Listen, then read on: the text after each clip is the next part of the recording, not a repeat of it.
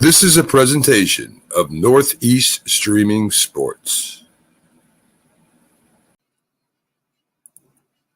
You're listening to TGI Sports Talk with your host, Keith Angle, on Northeast Streaming Sports.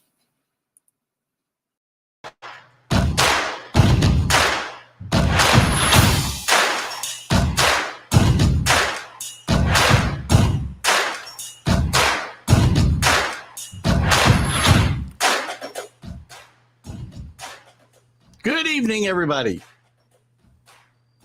Keith Angle for TGI Sports Talks College Football Huddle. How you guys doing tonight? Another fun week of college football behind us. A few surprises last week, not as many. One big disappointment in Miami's performance against Texas A&M. Some big stories to talk about, though, that we'll get into tonight. We'll also have Lary Sorensen, color commentator for the Wake Forest Demon Deacons. We'll talk about the Deacons' upcoming game, big game with Clemson this weekend. We'll talk about some ACC news, maybe some of the surprises or disappointments, and certainly the game I want to talk about a little bit was a disappointment last week. I thought A&M got outplayed by Miami, but Miami didn't put the ball in the end zone. So if you're not going to put the ball in the end zone, guys, you're not going to win games. A couple of housekeeping things. Again, welcome to everybody here on Facebook, live on Facebook, YouTube, Twitter. We'll replay this show several times there. It'll air tomorrow and Friday at 11:30 Eastern Time, AM that is, on the Roku channel for Northeast Streaming Sports, which we're proud to be a part of. Also, make sure you catch our other shows. Are You Serious? Our debate show with the Mad New Yorker on Fridays at 8 a.m. The Sunday Stream of Consciousness show, which we've moved to 8:30, and then we continue to have a great following. You guys in your comments, those of you that are in both of these shows anyway, thank you for that. And what am I forgetting? Our weekly vlogs. Oh, Fridays I host a show with Dan Harris on Northeast Streaming Sports, but also on Let's Talk Sports, his network, and he's also got a Roku channel, as does Northeast Streaming Sports. And we do a show on Tuesday afternoons. I'm sorry, boy. How about 2:00 Friday afternoons, called Let's Talk New York Sports. We do get off on some tangents, which isn't quite New York, but we try to stick to it.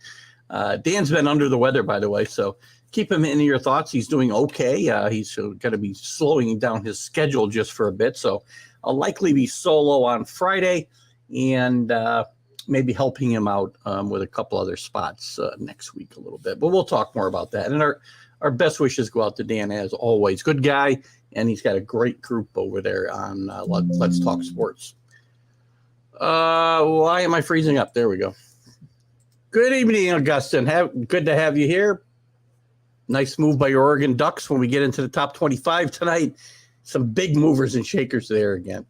As we jump into tonight, I just want to jump into I'm going to jump right into it tonight. Don't know if Alan Perales is going to be with us tonight, but I hope he is. Alan, not purposely, and not, this isn't geared at Alan, but I was a little ticked off about some news that I already knew about, but he had shared with me about Bedlam going away. Oklahoma and Oklahoma State have announced they will no longer, at least for the foreseeable future, well, I shouldn't say, well, next year they will. As soon as Oklahoma goes to leaves the Big 12 and goes to the SEC, let me see if I can fix this camera real quick. This is driving me nuts. There will be no more Bedlam. Another tremendous rivalry shot to hell by all of this realignment and carpetbagging for dollars, guys. It's all I can call it. I hope Alan didn't take any offense. I got into it a little bit with him today. He was going back and forth and, pinning a little bit of blame, not just him, but other people on Oklahoma State because Oklahoma wanted to continue the rivalry. Well, of course they did, because they want the best of both worlds.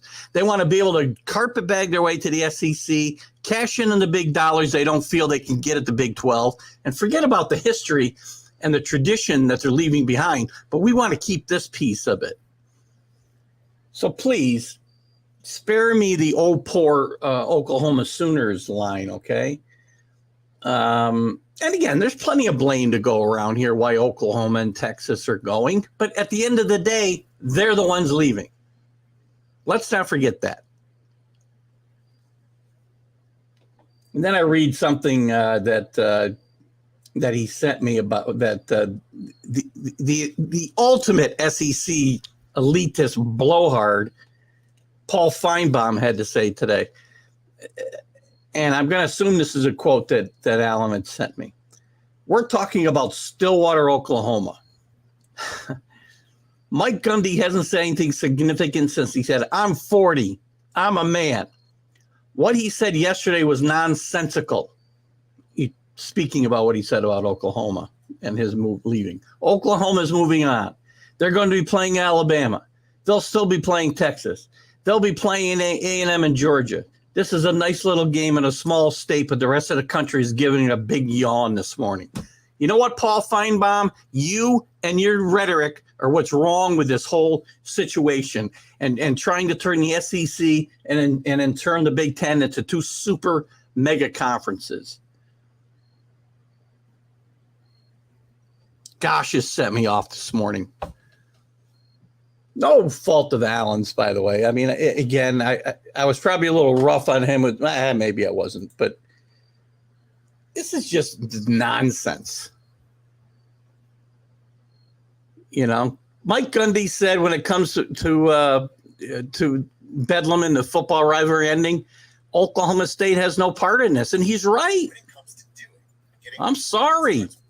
Don't blame Oklahoma State by saying, and don't be an apologist for the Sooners. They want the money, go there. You can't have your cake and eat it too. It's all about the dollars. Good evening, Rick Sherlock. Good to have you in your room today. God, this whole thing, again, just stirred up all the anger in me about this whole thing. And if this is what Oklahoma and Texas want, to go for the dollars, then carpetbag your way across the country and shut your yaps. Don't complain that the traditions that you're destroying, that you're helping to destroy, you and your TV partners and the SEC and the Paul Feinbaums of the world,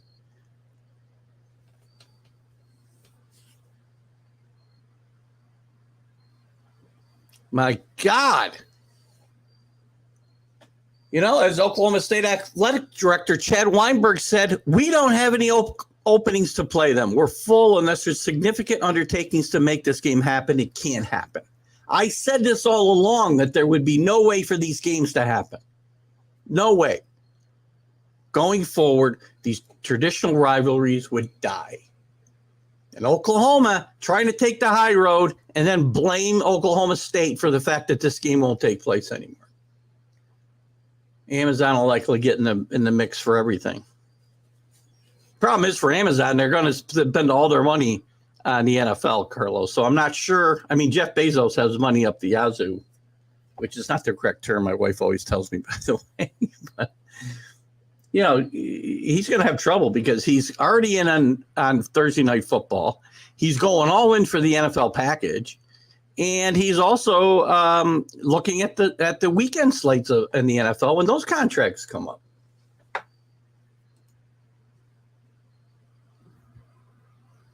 Yeah, I'm not going to open up that article now, but you guys can read that at your leisure.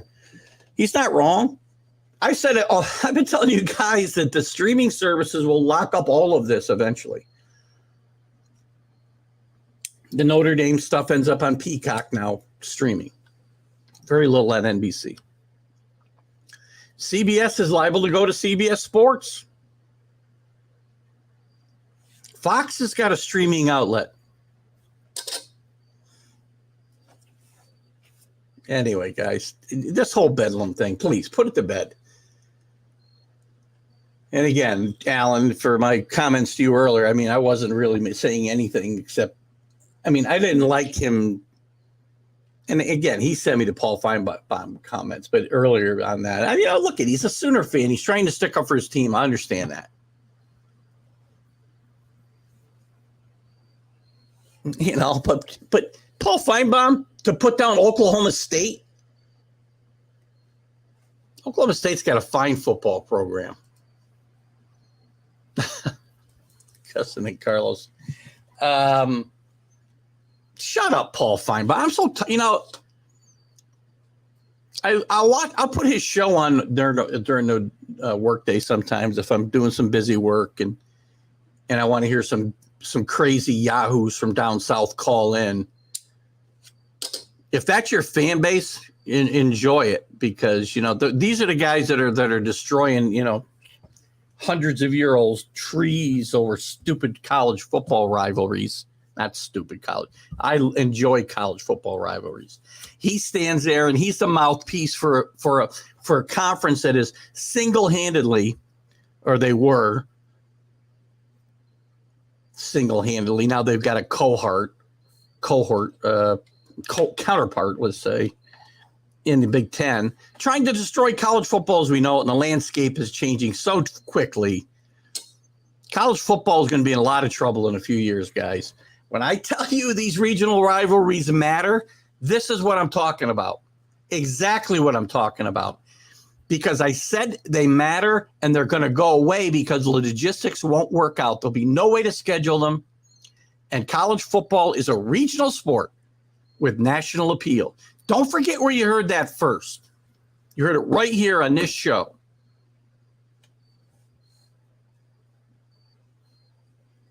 Ugh.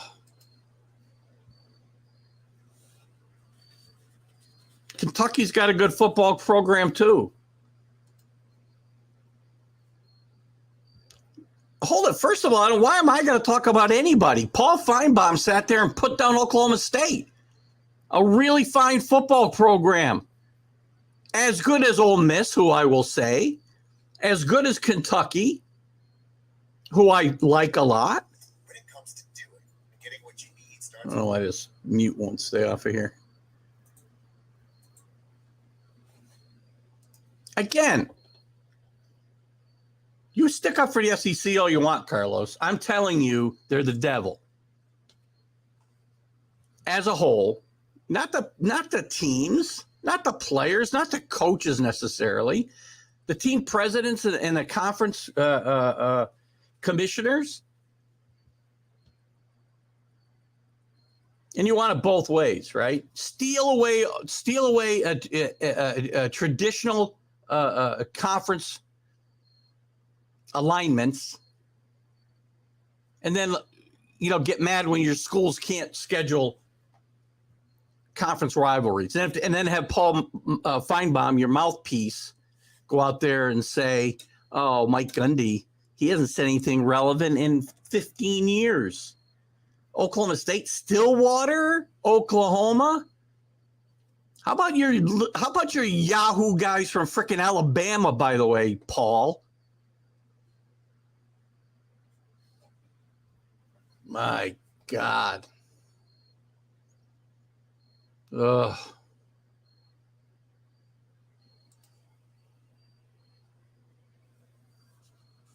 What's up with the ends today and just sitting ducks? I'm not sure what that means, but just annoying to me. By the way, we'll have Larry. I'll probably get Lary Sorensen's take on this at 7:30. We'll have him in, guys. So bear with me while we cover a few other things in the meantime.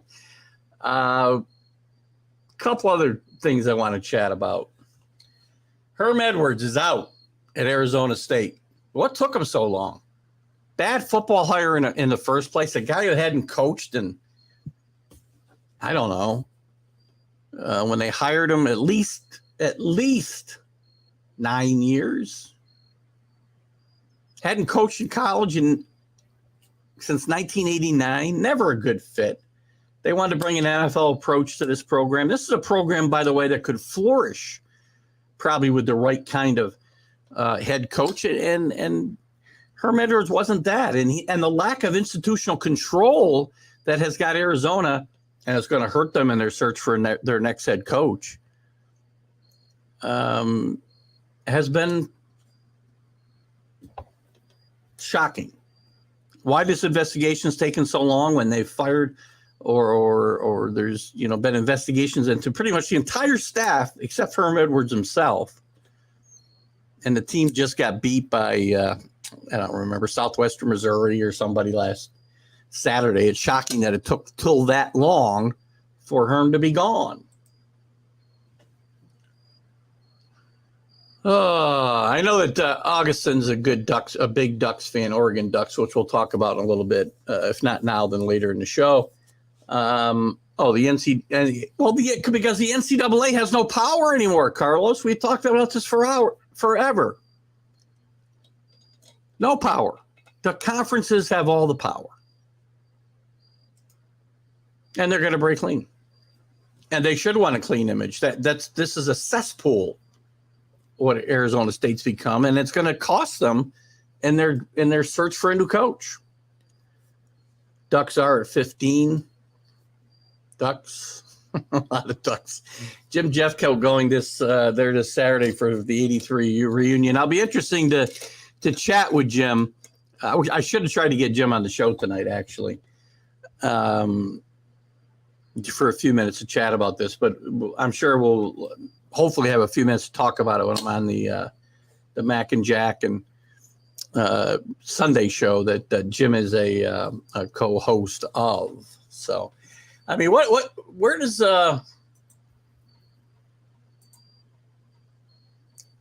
where does Arizona State go from here? Are some of the coaching candidates that we're always talking about going to be interested? I mean, you got guys right out there in that part of the country that should be interested. I don't know if they will be. The number one name I've already heard is Kalani Sitake from BYU. Who I'm not sure with BYU going to the Big 12 why he would want to lead the BYU situation for Arizona State, which again could be a sleeping giant. If you get a guy with connections in Southern California and up the coast into Washington and Oregon, you might get that type of kid to come to Arizona State. Jonathan Smith at Oregon State would be another one. He's turned that team around off to a great 3-0 start.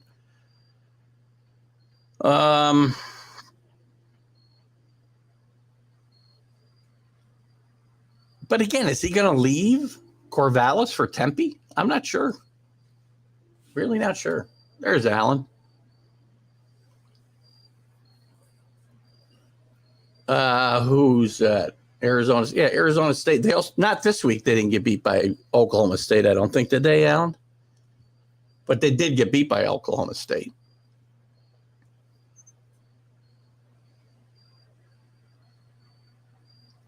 That's why this team is bad. They weren't good with them. I mean, this team wasn't awful, but I mean, for the time he was there, they're only 6 games over 500 or so. I don't dislike Herm, Rick, but this was just a bad fit. The man hadn't coached in 10 years, and I know that's not, necessarily the end-all, be-all, but he hadn't been in the college game in any way, shape, or form in nearly 30 years when he took this job.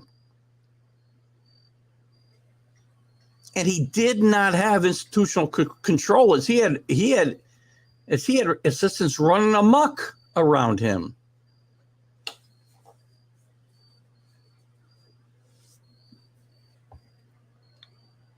And maybe he needs to go back to work in the NFL rookie symposiums, Rick, and delivering those messages about nothing good can happen after midnight, because he's not going to be a football coach again. Leopold has been mentioned as well, not as prominently for this job as potentially for some others.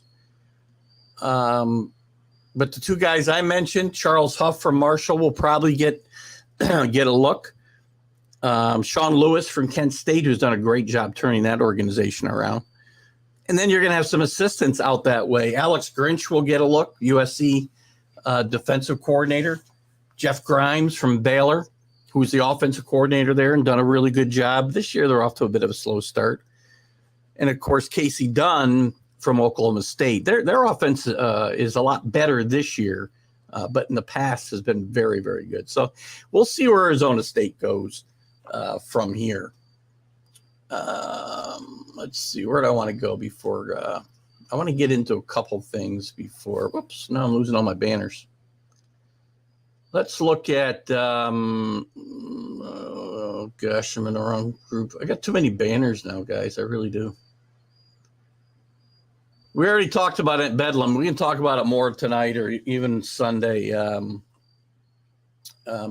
But, if you weren't with us, you were kind of collateral damage this morning because I was already ticked off about this whole thing.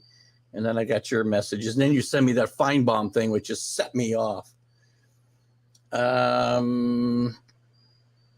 I guess not a lot else I want to chat about there. Let's get in. I want to get into the top 25 a little bit. You guys can put up your comments. We'll have Lary Sorensen in around the bottom of the hour to talk some ACC and Wake Forest Clemson specifically. Some big movers this week. So no movement. I'm looking at the AP poll, by the way, here, which is the poll I pretty much stick with until we get to the playoff poll. So really no changes in the top 7. Georgia, Alabama, Ohio State, Michigan, Clemson, Oklahoma, USC all stay the same 1 through 7. Then you get Kentucky moving up 1, Oklahoma State down 1, Arkansas flat. Now you start to get a lot of movers again. Tennessee, a lot of movement up, especially a little bit of down. Tennessee up 4. Tennessee's had a Rocky Top. Carlos with a bullet, 4. NC State up 4. Utah gets back to 13. Penn State climbs 8 spots to 14 with a nice win over Auburn. Oregon, Augustine's team, out there with a big win over BYU. I loved BYU last week. Not a good start for Keith in the shoebox, by the way. They jumped 10 spots back to 15. Where'd they start at? 11? They started out at 11, got blown out by Georgia, and in 2 weeks they're back to 15 after being out of the poll. Ole Miss up 4. Keep bashing them. Baylor stays flat. Then you got your Washington wasn't ranked last week, so a big jump for Washington. Jim Beringer and I both were all over Washington beating ranked Michigan. Don't call it an upset just because Michigan was ranked and Washington wasn't. Washington was favored by 3.5 in this game. BYU's the big loser of the week, down 7. Florida down 2. Wake Forest down 2, even with a close win over Liberty. Look, at Liberty's always plays scrappy, good football. They put a bunch of points on the board, and Wake Forest just ekes one out. We'll talk more about that game with Lary Sorensen at the bottom of the hour. Texas A&M creeps up 1 with an ugly win in my mind over Miami. Miami outgained them by a ton in this game. I thought, and again, it doesn't matter whether they were outplayed or they didn't. They got the W. At the end of the day, that's all that matters. Miami really shot itself in the foot. They fall 12 spots all the way to number 25, barely stay in. Michigan State falls out of the pool, the only one that really dropped out. So the next teams in here are a little ways back. Michigan State 30-some points behind, Florida State 40 behind almost. App State with a crazy win last week actually loses some ground as far as getting towards that top 25. So let me catch some of your comments here before we move on. I'll bet you anything, by the way, Alan, just go back to this comment for a second. If Leopold gets offered the Arizona State job, he's jumping and leaving Kansas in a minute. Eastern Michigan. Thank you. Arizona, they're not going to beat Utah, that's for sure. ASU, great academics, needs to get recruiting for these kids in football. They need to be able to recruit Southern California better, and they got to be able to recruit the Northwest. They got a couple candidates in Sataki, and they got a candidate in, I mentioned the coach from Oregon State, whose name is escaping me at the moment, who I think would be really good. Jonathan Smith would be another good fit. Would he leave Oregon State for Arizona State? I got to believe he would. Unless, the smell is of major sanctions coming down on this team. Carlos said pick Penn State to beat Auburn. I'm not big on, well, you know what? They are playing pretty well. I'm not so big. I am just not a James Franklin fan. I just think he's had talent. I like Penn State. I've liked a lot of the teams they've had together here in the last, half a decade or better. But I just think James Franklin has come up short. I mean, I think he's been at one pack. He hasn't been to a playoff. I've barely sniffed a playoff. And I think he's been at one Big Ten final.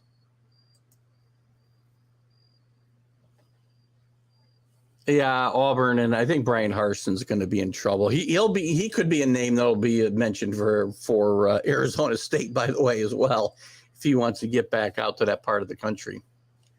Kansas at 30 right now in some polls. When was the last time I heard that one? Mark Mangini. I've said it a bunch of times, right, as we talk about Kansas. And God bless you, Alan. You're right. They're off to a good start. I was poo-pooing Kansas until they showed me something, and they still haven't beat anybody that I'm really all excited about. As I say that, who'd they beat last week? Good point. Who did they beat last week? I think they beat a decent team. Oh, yeah, Houston, right? Of course. Beat up Houston pretty good, 18 points. Got Duke this week. That's not going to be a game that's going to help them move up, though. Why leave a program when you're rebuilding from ashes and try to dig one? Because you got a place where it's going to – listen, if you had a choice, it's going to be almost impossible to sustain anything in Oregon State, I think. When you got to compete against Washington, you got to compete against Oregon, even Oregon State to a bit. Plus, you can't get kids from Southern California. They'll go to Arizona. So I think the potential, if you want to build something that will last, is better in Arizona than at Oregon State.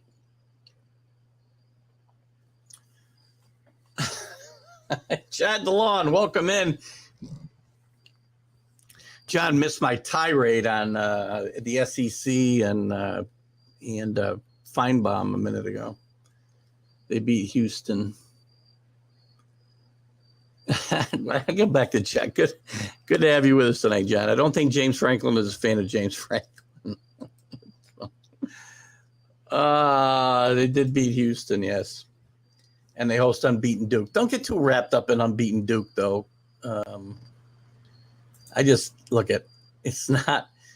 I don't think that is a big game. Well, it's a big game to be 4-0. Look, if Kansas is 4-0, that's a big deal. If Duke is 4-0, that's a big deal. So you can call it a big game, but let's see. As I said to you last week, Alan, let me see them get into Big 12 play, and then we'll see. With that, guys, I want to bring in our regular contributor to our show, one of our favorite contributors, and he's our guru when it comes to, if I can find the right mouse here, he's our guru when it comes to ACC football, Wake Forest football. We welcome Lary Sorensen, color commentator for the Wake Forest Demon Deacons. Good evening, Larry. Keith, how are you? Good to talk to you as always. How's everything going? It's going excellent. I know things are looking up for the Demon Deacons, at least from when you and I chatted last. Well, maybe not. You were still pretty high on them, even with the Hartman injury. They've gotten off to a 3-0 start, even with a little winning by the seat of your pants against Liberty, who's not a bad program. Hugh Freeze has done a really good job there. But a nice victory, and Hartman's back, and He looked good in the opener. I thought his opener against Vanderbilt, a little bit more shaky last week. But what are your thoughts on Hartman's return and play so far? Well, first of all, winning by the seat of your pants is a heck of a lot better than losing by the seat of your pants. I will give you that. That's the first thing that you come up with. And, it's funny because in his press conference yesterday, Dave Clawson said that the guys were walking around on Sunday and you would have thought they lost because people had their heads down and they were disappointed. And when's the last time Wake Forest could say, oh, gee, we won and it was a bad win? So yeah. It shows how far the program has come. We talk about Sam Hartman, disappointed in his performance.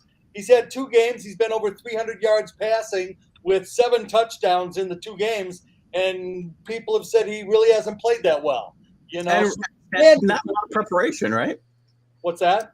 And not a lot of time for him to prepare. I mean, from the time he got healthy to getting into the actual games. And the surgery was a little bit more serious than actually came out. It was pretty kind of emergency surgery and a little bit more extensive than really was let out. So I think that the team is very satisfied with the spot that they're in. Said that it was a bad week of practice and they learned from it and get ready for Clemson. And it doesn't take much to get fired up for Clemson. Shouldn't. I mean, this is a huge game. I mean, it theoretically, this could be a game that goes a long ways or will go a long ways towards deciding the Atlantic division here in the ACC. And I think the ACC's had an interesting start to the season. Just to kind of back up a little bit and look at the conference as a whole. Bad loss for Miami against Texas A&M last week. I really thought they outplayed Texas A&M, but they didn't put the ball in the end zone. You score. That's why you need to not kick field goals and score touchdowns. That game's a perfect example. Yeah, and again, you think about the expectations for Miami, and we're disappointed in Wake Forest. Wake Forest scored 37 points. Yeah. They scored on 7 of the 14 times they touched the ball. They scored, so one way or the other. So the college game now, and again, I still keep thinking that it's residue of COVID.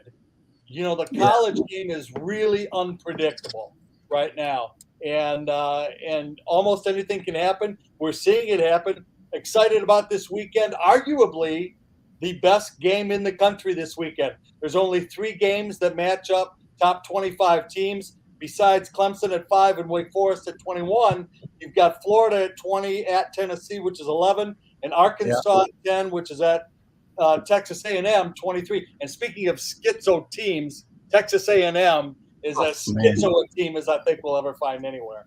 Absolutely. I mean, I think they could go down to Arkansas. Arkansas is a team playing really good football under Sam Pittman there. I like what they're doing. Back to the ACC for a second. You got some teams off to some surprising starts, especially in that Atlantic division. Clemson's off to a 3-0 start. Syracuse is off to a surprising 3-0 start, and people might poo-poo them beating Louisville, who's on the downward side a little bit, going to Connecticut, but that was an impressive win on the road, against a bad team. I get it, but last week's game against Purdue at home, that's not a bad football team they beat last week. No, and it's a really tough place to play. Up in the Dome, it's loud. The fans turn out. It's all orange. It's really loud. And it's a very difficult place to play, and that was a heck of a win for them last minute, and really exciting game. Louisville and Syracuse, I think 2 of the surprises, Louisville in a bad way, Syracuse in a very good way, and I think that's good for the league, good for the conference. I'll tell you, that Atlantic looks – I mean, if you go by non-conference play, because only a couple of them have played conference games, but, I mean, you got 5 teams starting 3-0, Wake Forest, Florida State, Syracuse, North Carolina State, and Clemson all sitting 3-0. This is going to be a battle. That's going to be a battle royale there in the Atlantic, I think. I think it's going to be a lot of teams beating each other up. Duke, Duke's a big surprise at 3-0, and Mike Elko's doing a terrific job over there. Florida State, you know that they're going to have great athletes. They're going to have great players. It's how are they going to perform come game time? I understand that Jordan Travis was practicing today, was moving around and throwing the ball, so that looks good for them. And Wake Forest goes to Florida State. We'll be down there next weekend, and it's always a battle with a lot of pageantry and a lot of things going on at FSU. That's always a good trip. Yeah, that's a good start for Mike Norvell because he really needed to get off to a good start here and have a good year, a positive year down there in Tallahassee for sure.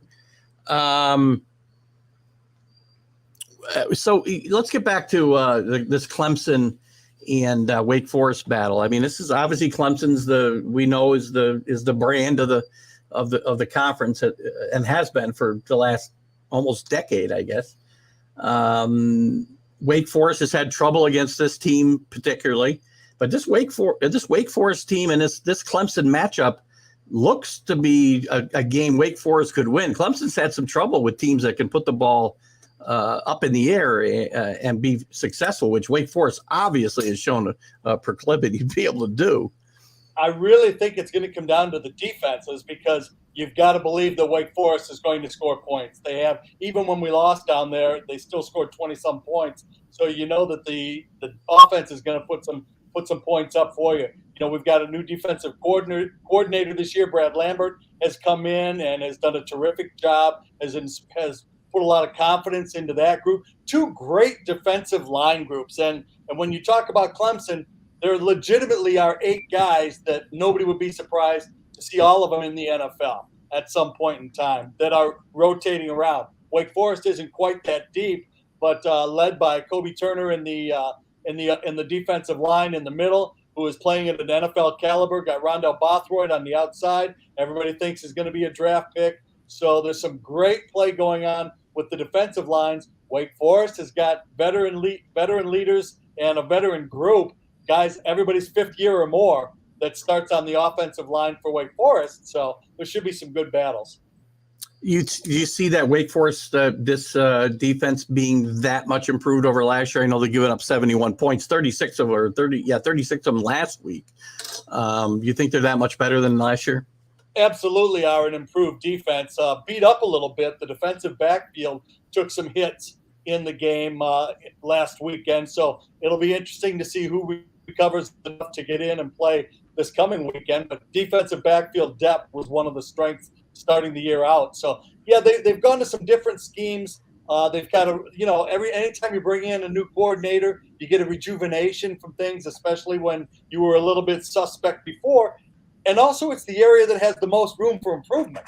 You know, take a part of your golf game that stinks, and if you make 3 good shots, a 9 or an 8.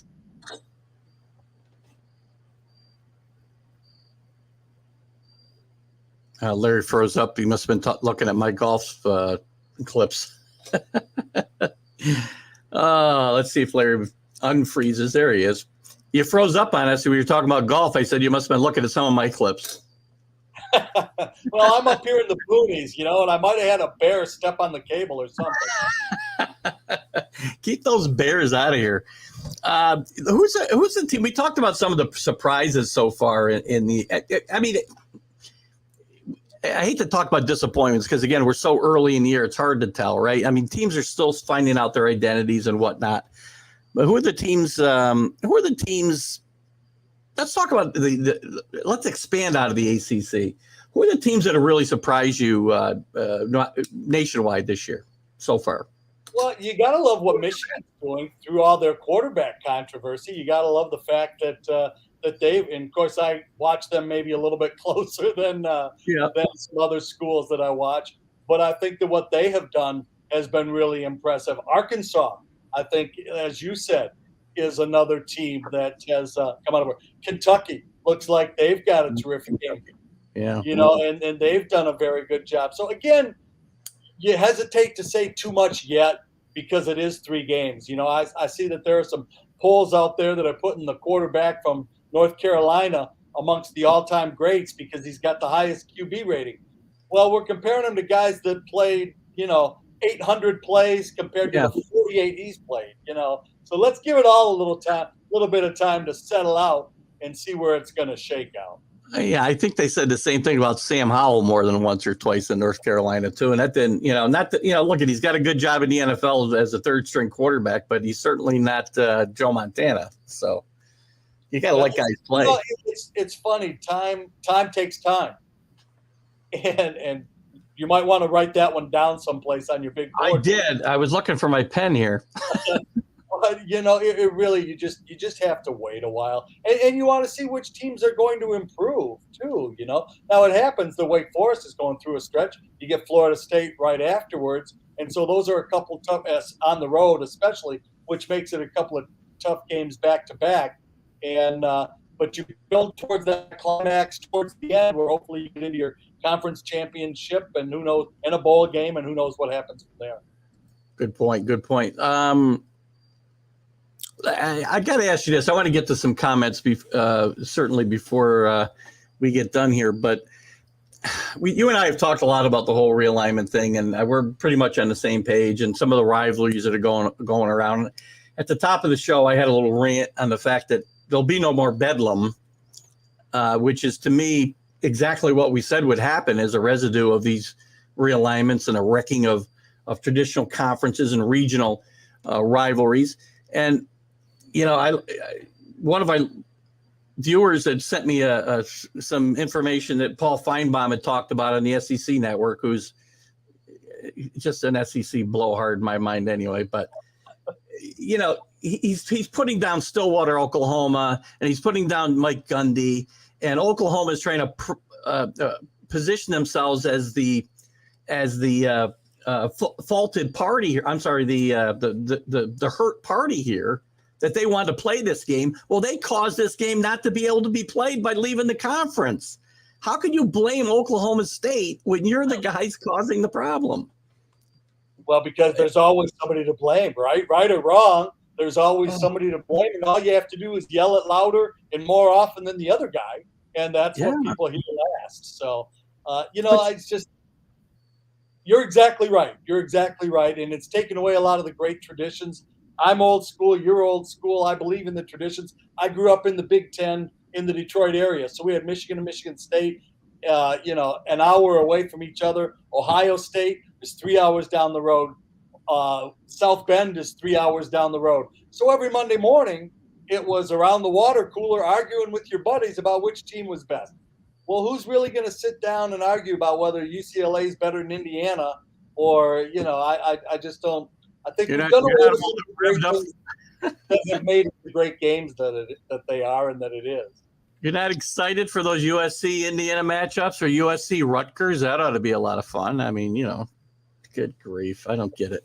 I mean, think about this, though. I mean, Oklahoma portrays themselves as, again, the wronged party here, but they're the ones carpetbagging for the money to a different conference. But they want both ways. They want to go where they want to go for the money, but they still want their traditional game. Well, you blew it up, guys. Well, and all these contracts that were signed, they don't mean anything. We figured out ways to get out of that. Wake Forest just did a switcheroo with and got out of some games with Liberty. As a matter of fact, it was one of those 2-for-1 deals that was supposed to be 2 at home and at Wake Forest and 1 at Liberty. And they had the 1 game at Wake Forest and canceled the rest of the contract, which opens up a game down the road in a couple of years that App State might fill in 25. That'd be a fun game. Which would be very exciting. We beat them up there on a blocked field goal in overtime a couple of years ago. And what was the reason for them opting out, Larry, of the contract? Do you know? I'm sorry? What was the reason for them opting out of that contract? With Liberty, it was a no, I'm not exactly sure. Okay. That's okay. I'm not exactly sure what it was. Yeah. They had a conflict and they decided to scrap the last 2 games. Interesting.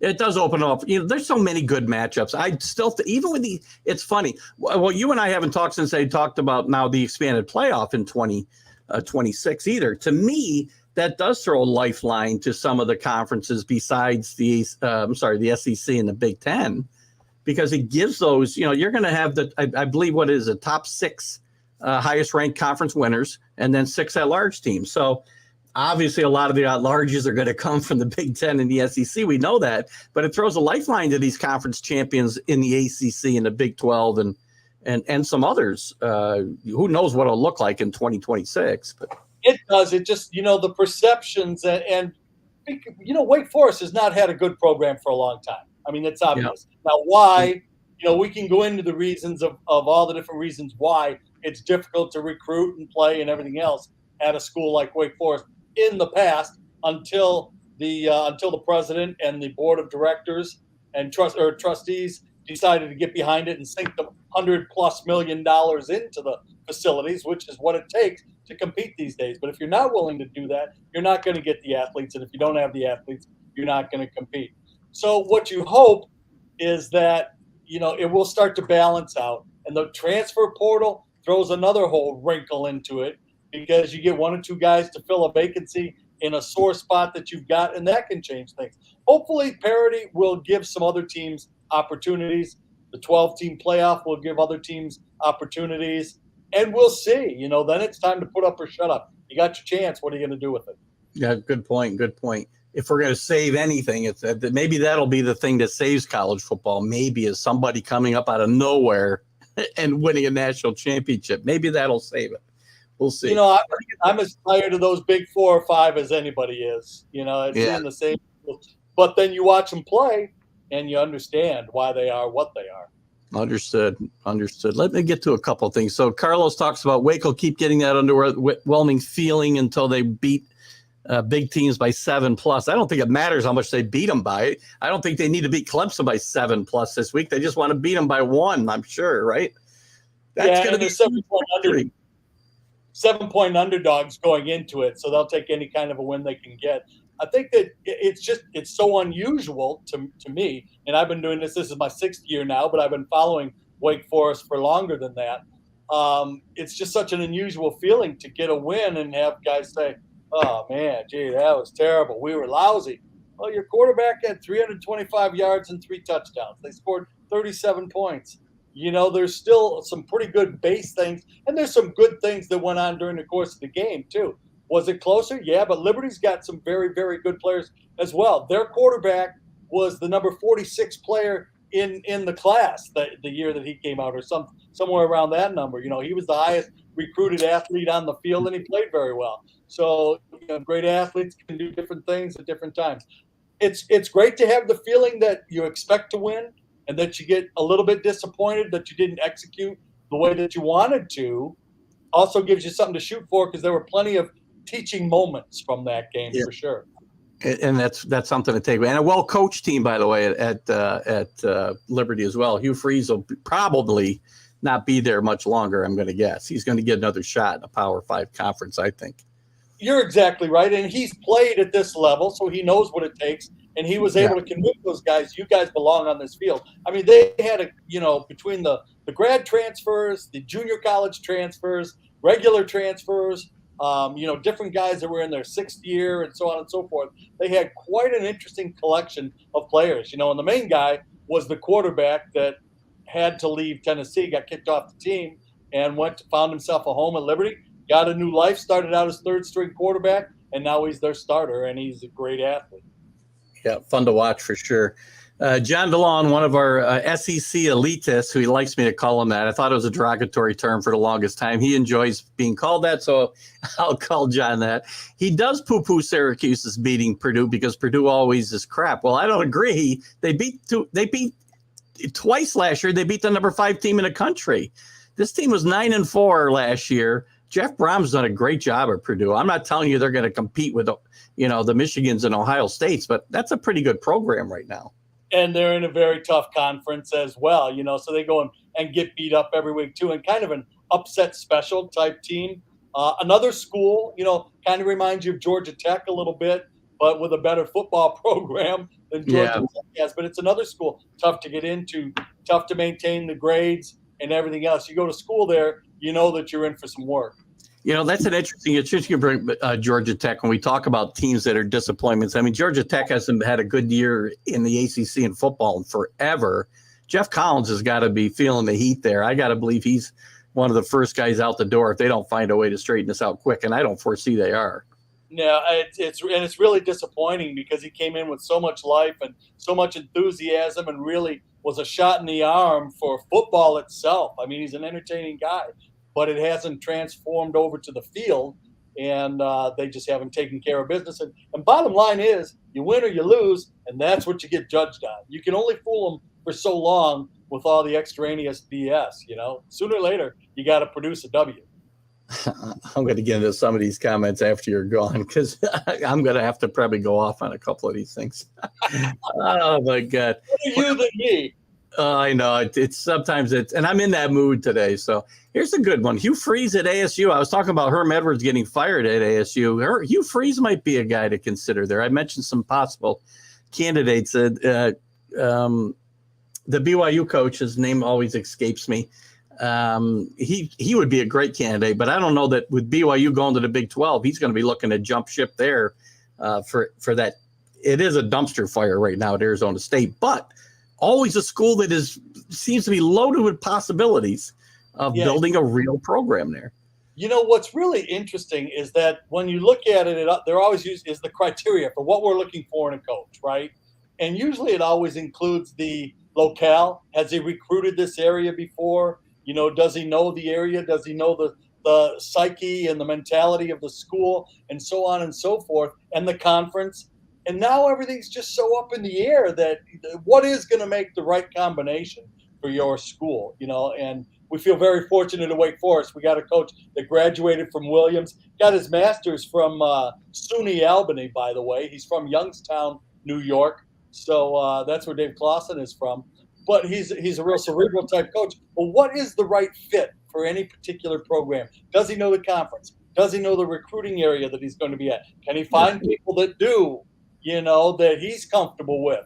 Or is he going to bring a staff of people with him that have been with him before, that aren't used to it? And because there is a difference in recruiting in the Midwest and recruiting in Southern California. Right.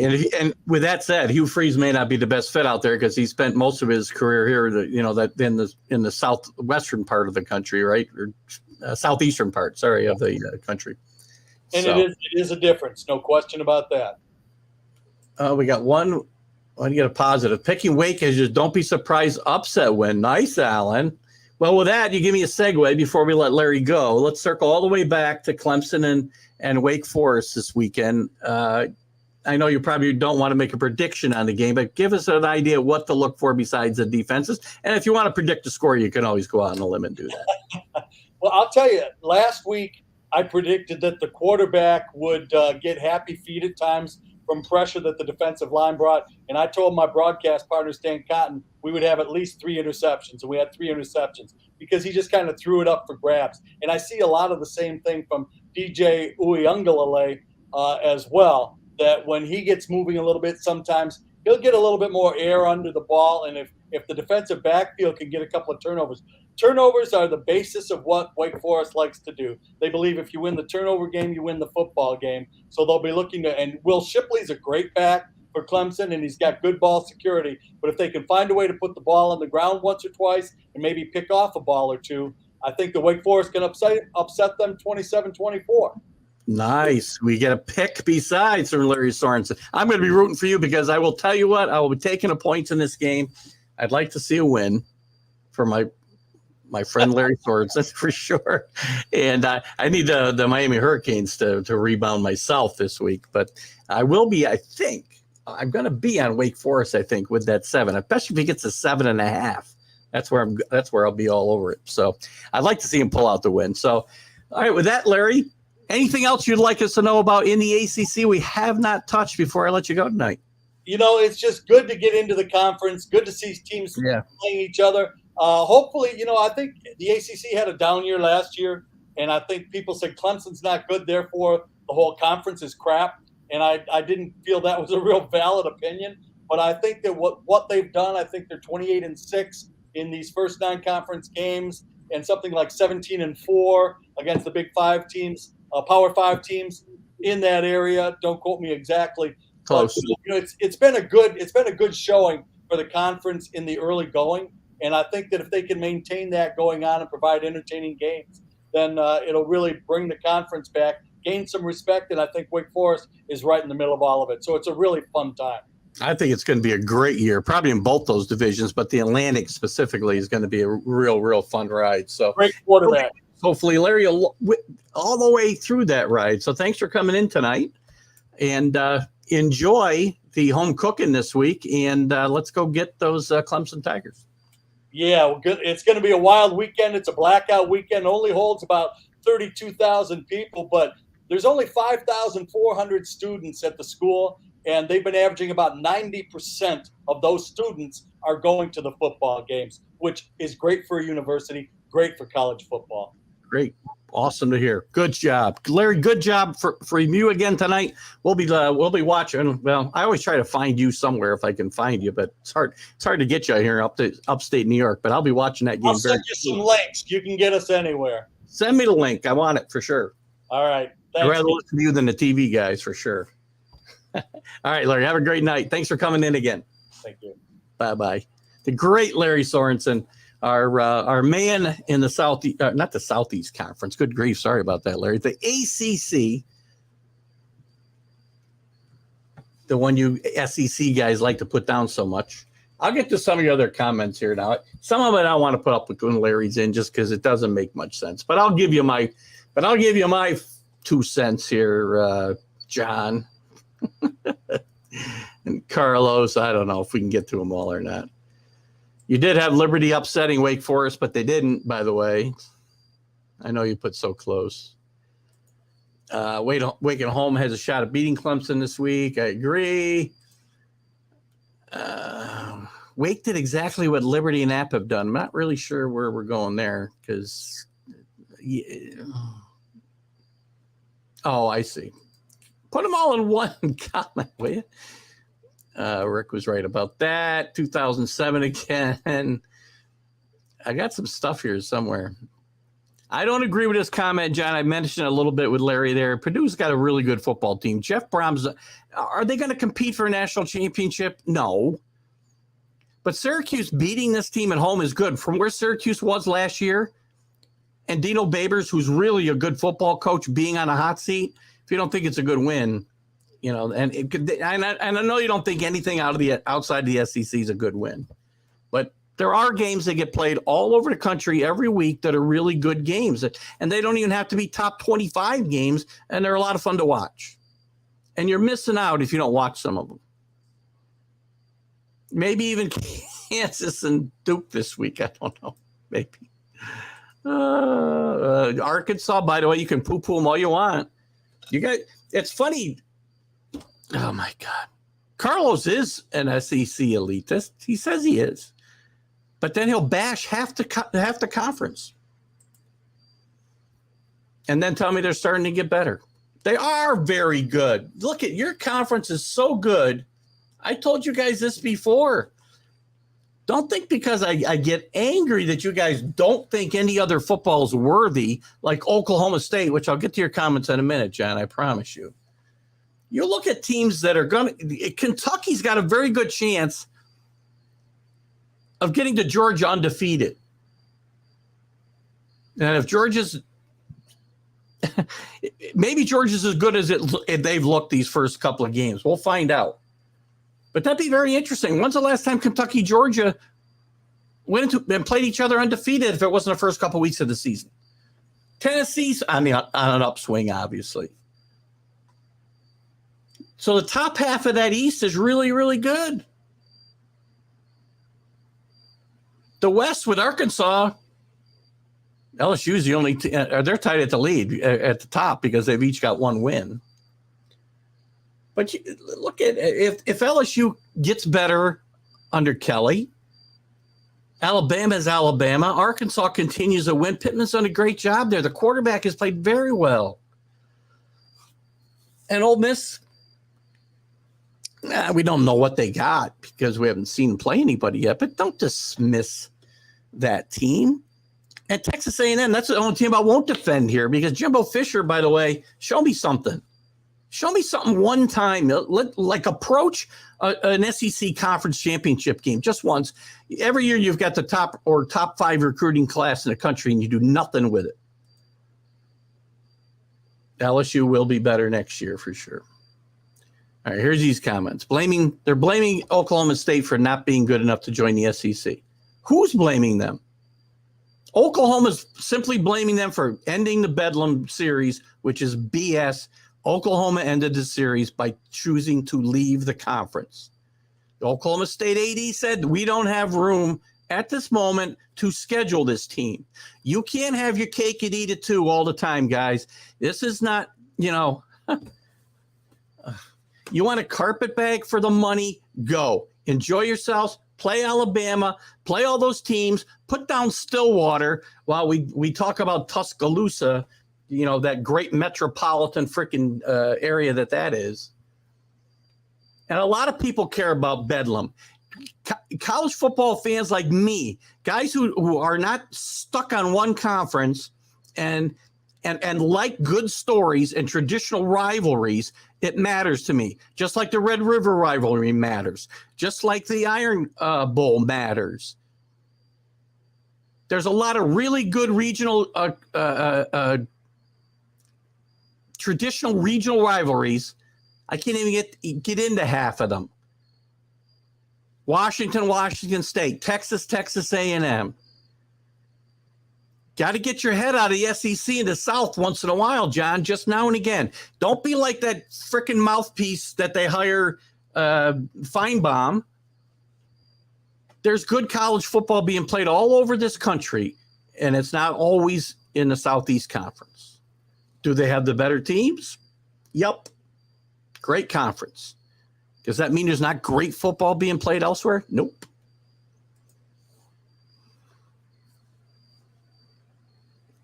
I could also blame Texas for getting the idea to move in the first place. Well, why can't I just blame Oklahoma? I'm not going to blame Texas for Oklahoma moving. They could have said no. And then they could have turned their tables and said, no, we're not going to play the Red River rivalry anymore with you, Texas. Everybody's going to get blamed except for Oklahoma. Everybody. Oklahoma State, Montgomery, Texas, SEC.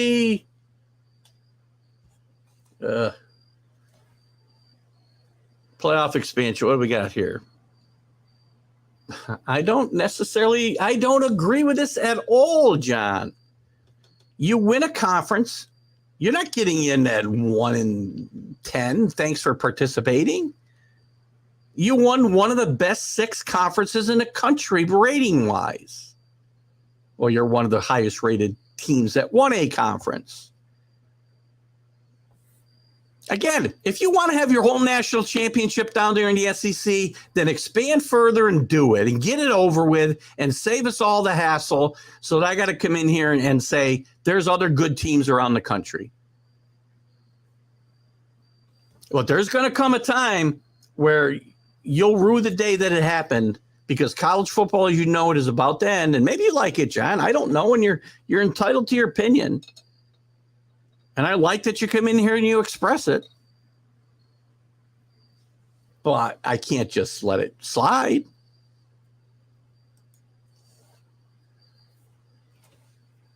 Whatever. That doesn't change the fact that they beat 2 top 5 teams in the country last year.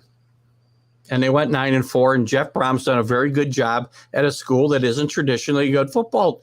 I shouldn't say. They've had good football programs through the years from time to time. And he's done a really good job of restoring that. He's going to get a really good job out of it at some point.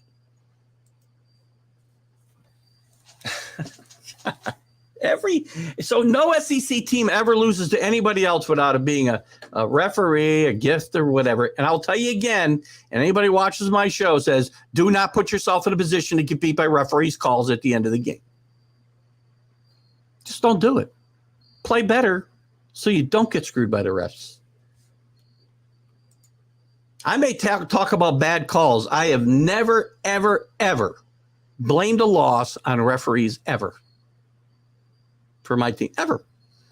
Just never done it. I don't disagree with this comment, though. As I got thinking about Hugh Freeze, yes, he's coached his entire career east of the Mississippi, and he would not fare well. I think the guys I talked about, gosh, I can't think of the guy's name now. What is that guy's name from BYU? I got to see it to be able to say it. Kalani Sitake. Jonathan Smith. Maybe the coordinators we talked about, Grinch or Grimes, they might be guys that would be candidates for that job. We'll have Mark Mancini coming in here about 8:10, by the way, guys. We'll talk more about this stuff in some of the games this weekend. Al is picking Wake. I like Wake. But they're 1-2 because they lost the game to Syracuse, and they would have been 2-1. What does currently mean anyway? Is it or isn't it a good football team? Let me just look at something, John, for you.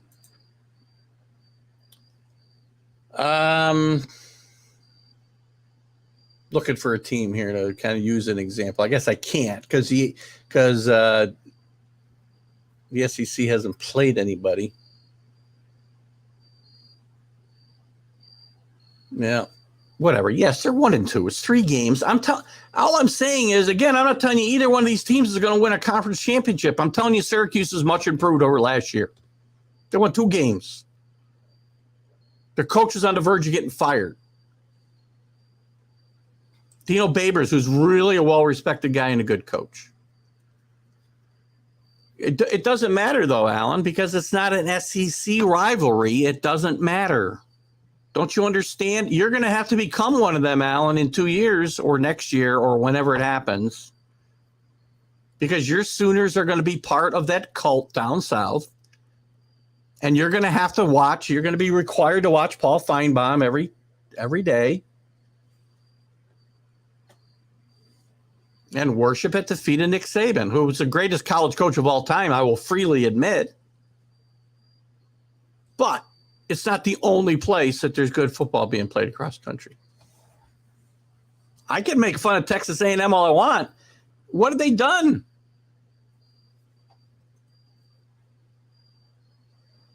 Oh, I see what you're doing. I should have read the whole comment. You were the if you I gotta read this. The Ags as maroon-headed stepchild. That's a good line, by the way. That we got stuck with after a foolhardy marriage to the Big 12. So you're taking in 2 more teams. Wayward children that you found later on in life.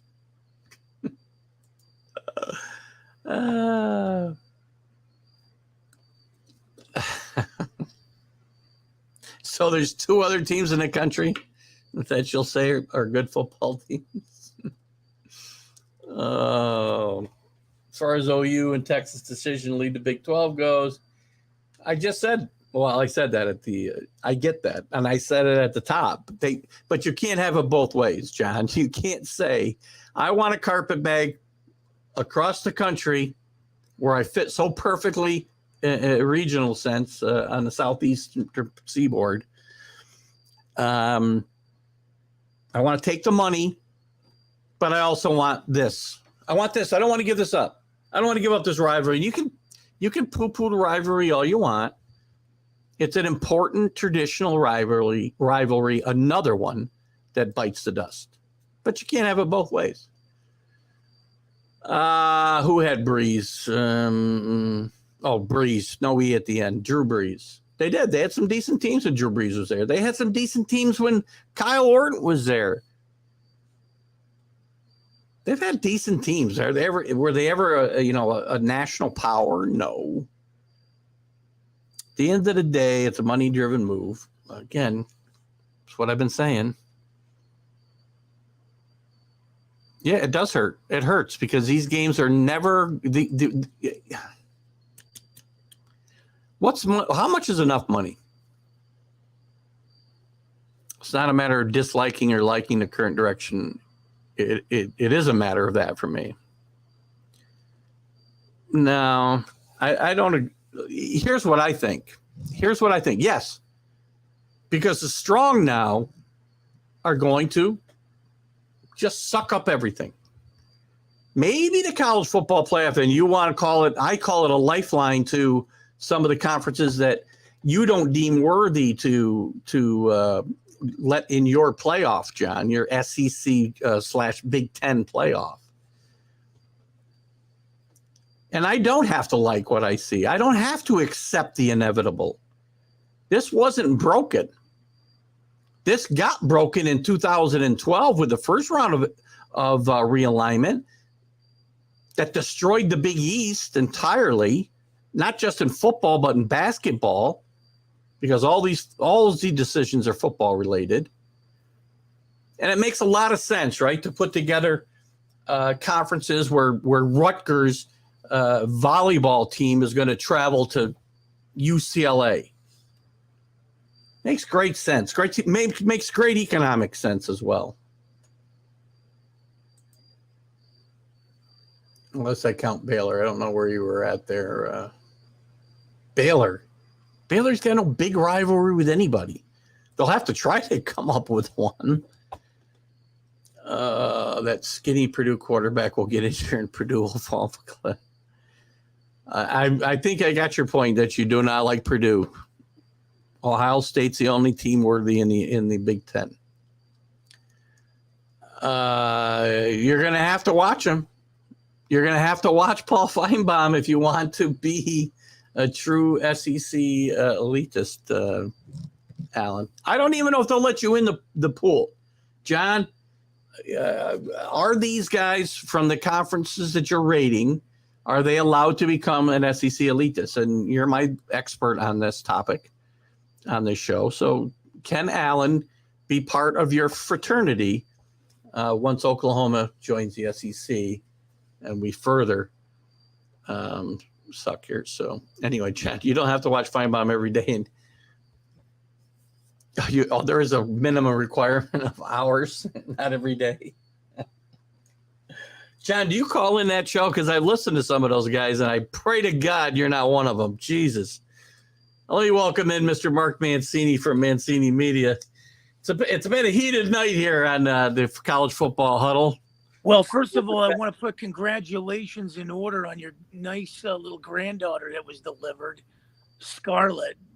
Delivered her myself at 2:53 this morning. Only part of that story is true, but wow, I'm so happy. I'll let you guys figure out which part is true. Thank you.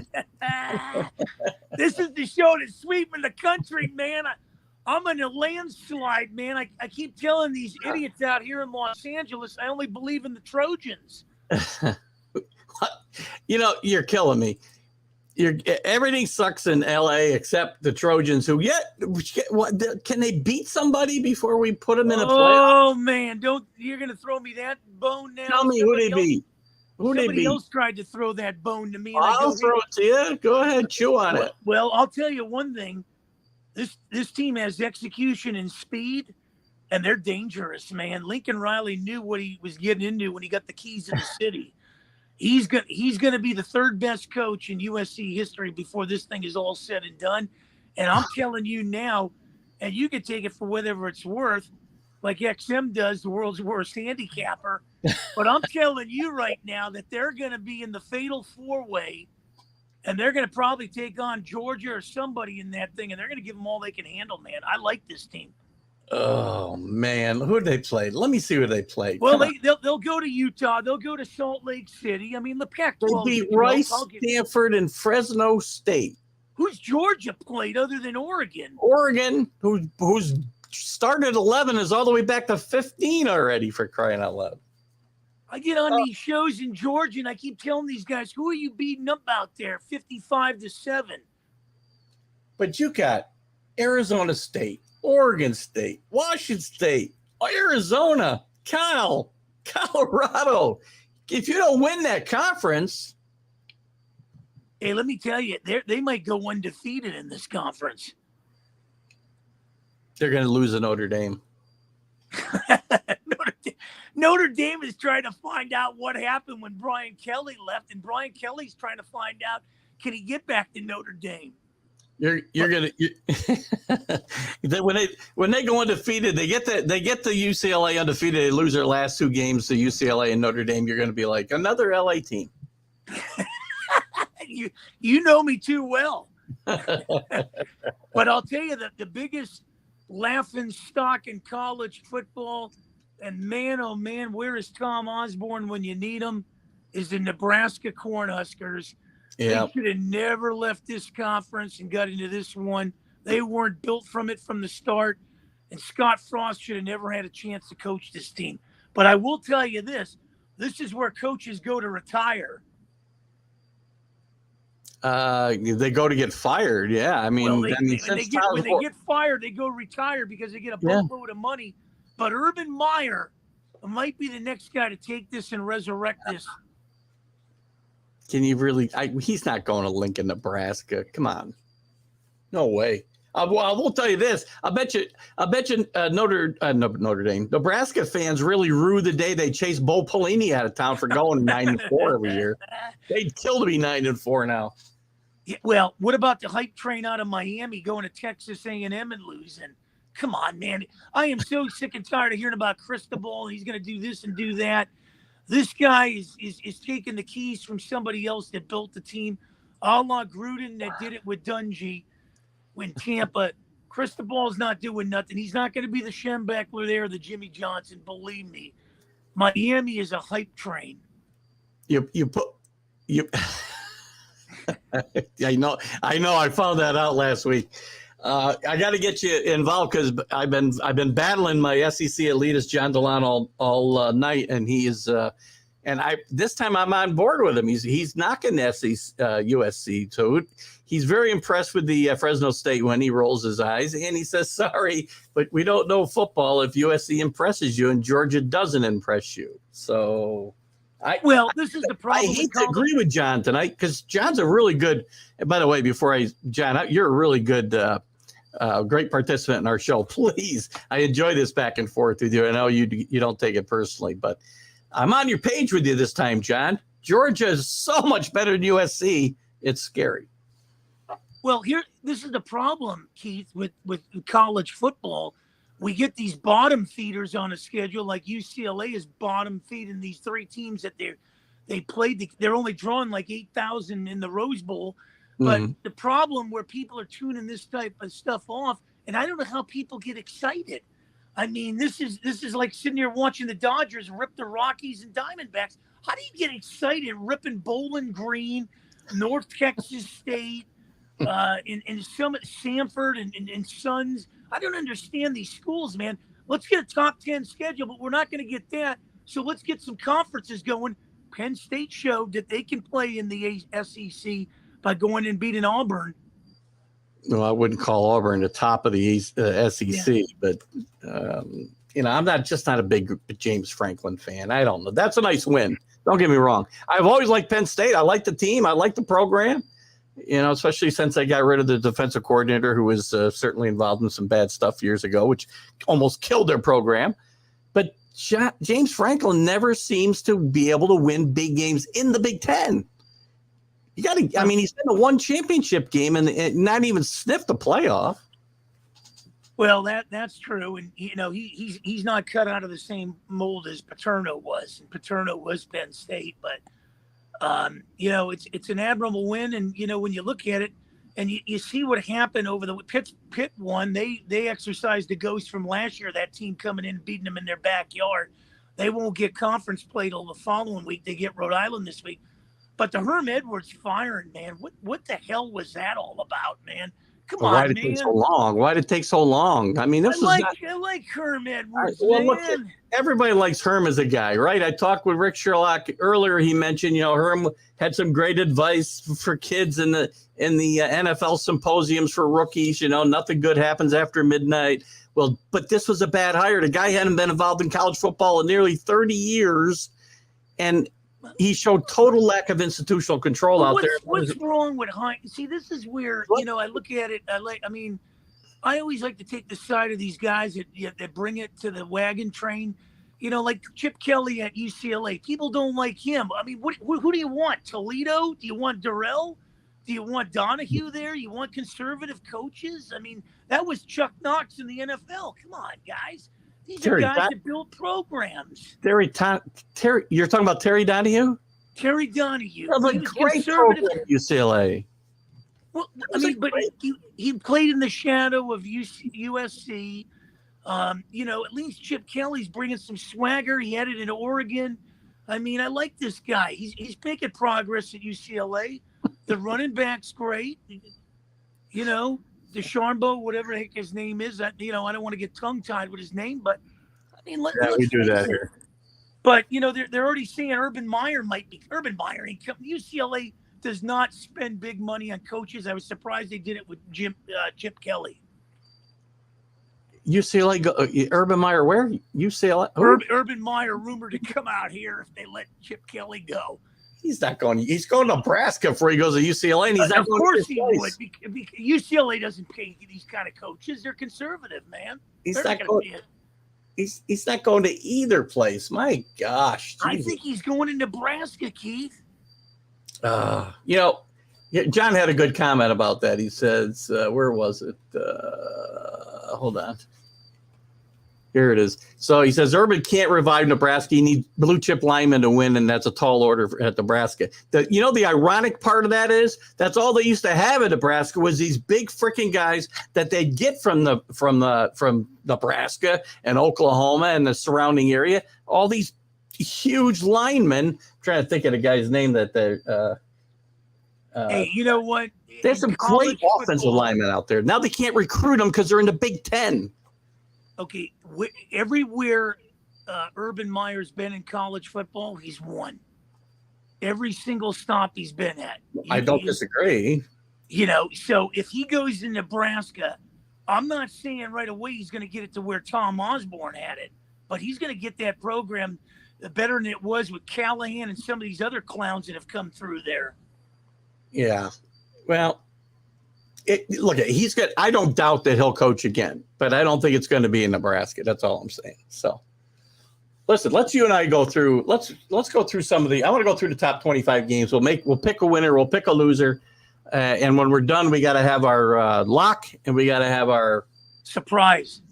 Now, the surprise doesn't have to be in the top 25. It can be anywhere. Yeah. Top 25 games. Pretty simple games here. Miami, Middle Tennessee. Pretty easy. Miami. Oh yeah. Georgia plays Kent State. I mean, oh God. Cool, Art. Are you paying? I know, John. John, I know they beat Oregon in the first game, but can we play somebody for a couple of weeks after that or not? Georgia wins. Michigan starts their Big Ten conference with Maryland, who's 3-0 out of the conference, but I think Michigan wins this for fun. Yeah. No, I like Michigan too. I think they're really starting to put it together. Maryland's a good team. I can't wait to get into that. This game could be closer. Florida Tennessee game. We're getting there. Clemson. We got one of the couple. I think only a couple of ranked teams playing each other. Clemson goes to Wake Forest. Wow, Clemson. I'm going to take Wake Forest to win in the first time in like 15 tries here. Well, that was going to be my surprise, and I'll save that one. But I like Clemson, but I wouldn't be. We get into the thing. Wake Forest is good. Clemson can't be your surprise. I can tell you that. No. Goes to Penn State. Penn State's going to win again. They'll be 4-0. Yep. Baylor goes to Iowa State. But I'm going to pick another.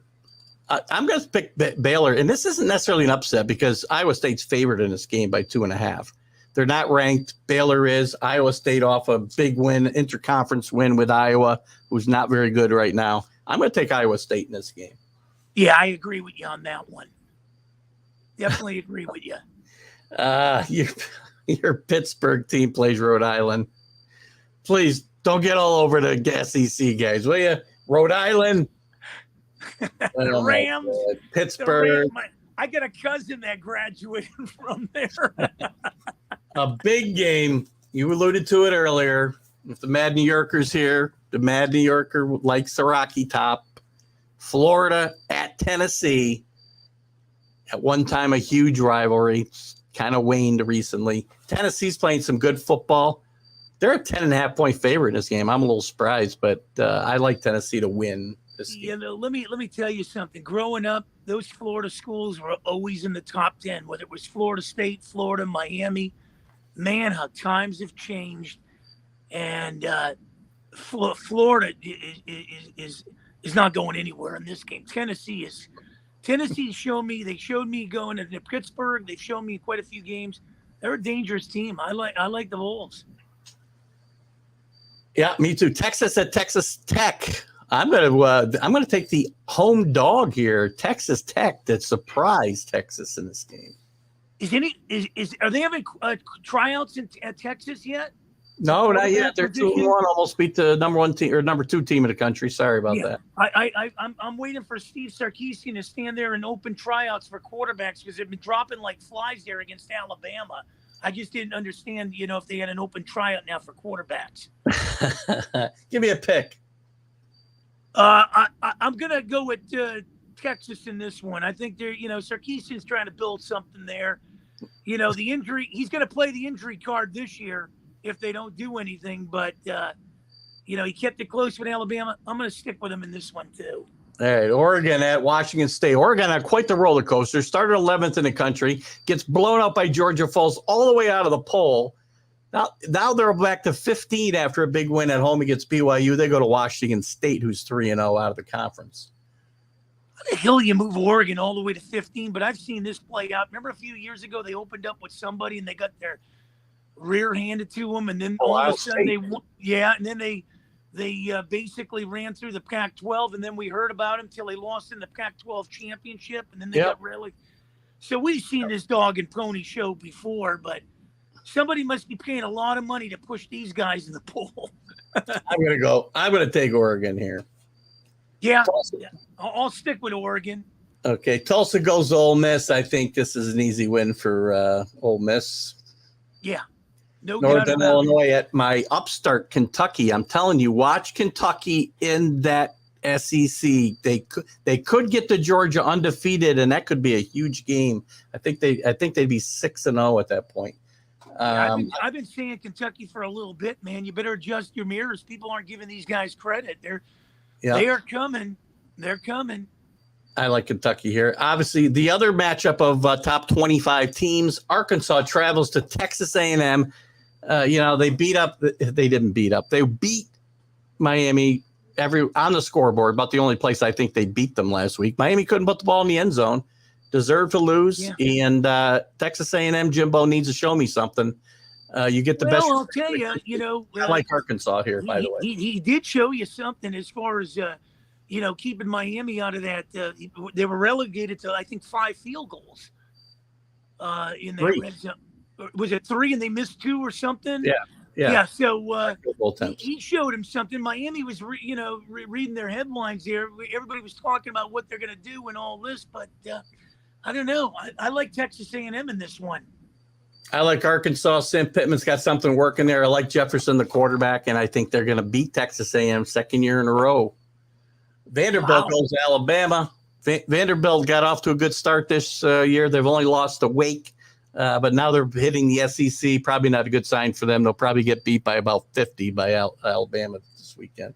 Yeah, welcome to the Crimson Tide, and to go home. Right. Wisconsin with a very disappointing loss last week at Ohio State. I'm pretty sure Wisconsin's getting blown out of here, too. I got somewhere around my place, I got one of those Bucky Badger blankets. I think I got it for $5 at a Salvation Army. I always like to pull it out when the Badgers are doing good, but boy, it's going to collect dust for a while, man. How did they lose to Ohio State like that? I mean, they just seemed like the team was coming on and just, I don't know, man.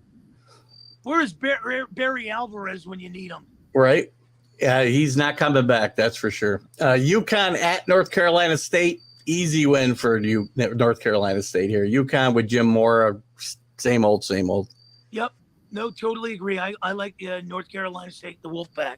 A week ago, before Kansas State got upset, I would have maybe liked them a little bit in this matchup with Oklahoma, but I like Oklahoma to win this game now.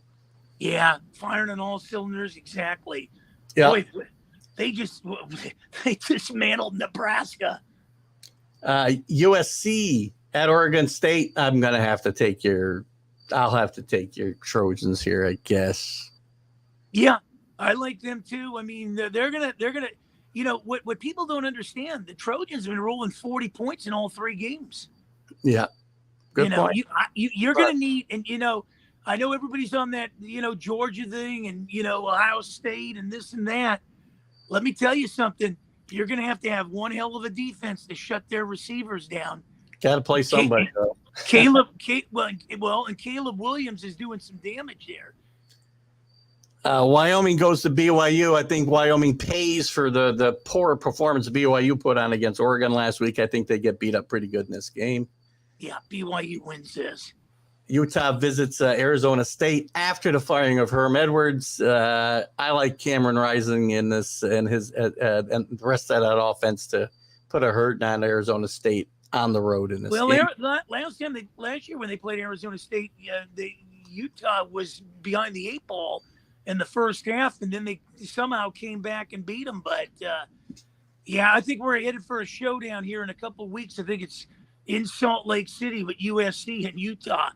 That's going to be one hell of a game. And Stanford at the team, I'm telling you right now, wins the Pac-12. What? Washington is back. Number 18 in the country. Big win against Michigan State at home last week. Washington Huskies are back. They're going to win the Pac-12, and they start their drive by beating up on Stanford at home this week. The last time I saw Washington, they were getting beat by Alabama in that fatal 4-way or something. And then I didn't think we heard from them. But now as far as Stanford goes, let me tell you, I think Shaw is just overrated as a coach. He's not a Harbaugh. I think Harbaugh built a program there. This guy has just been mediocre at best. I don't want to utilize the words Marv Levy, like he took Buffalo to 4 Super Bowls and they came up short, but Shaw does nothing for me at Stanford. He doesn't. I mean, he gets these guys to a certain level and they can't seem to get over that level. Wouldn't you agree? Yeah, but I think at one time, I think he's just outlived his stay there, and it happens to coaches. And I think he needs to move on. I think he's a good football coach, but he's done. He needs to move on. All right, we've already gone a little over. So Mark, let's get our lock of the week and our don't be surprised if. Who's your lock? Well, a lock of the week is Pittsburgh smashing Rhode Island. That's my lock of the week. No, Pitt's starting to come on now. They showed me that, if they get into a game, then they're not going to take their foot off the pedal there. So that's my lock. Don't be surprised. Don't be surprised if Arizona State pulls one on Utah. Wow. Here's what I'm gonna do. I'm gonna give you a lock. Washington beats Stanford, beats them easy. And my don't be surprised is gonna be going to Texas A&M. Wow. And beating the Aggies and further tightening the clamps on Jimbo Fisher, who may be the most overpaid coach in the country. Well, I know tomorrow we're in Philly, so we might be wrestling with some cheesesteaks on this thing and wrestling with these Philadelphia faithful. But listen, if you lose cheesesteaks to me, I'm not going to be passive aggressive like Rick Sherlock. I'm coming down there to get them.